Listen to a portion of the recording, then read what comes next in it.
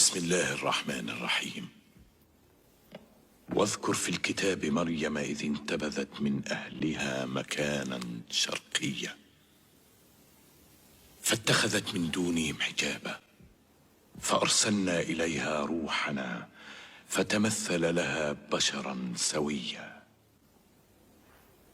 قالت إني أعوذ بالرحمن منك إن كنت تقيا. قال إنما أنا رسول ربك لأهب لك غلاما زكيا. قالت أنى يكون لي غلام ولم يمسسني بشر ولم أك بغيا. قال كذلك قال ربك هو علي هين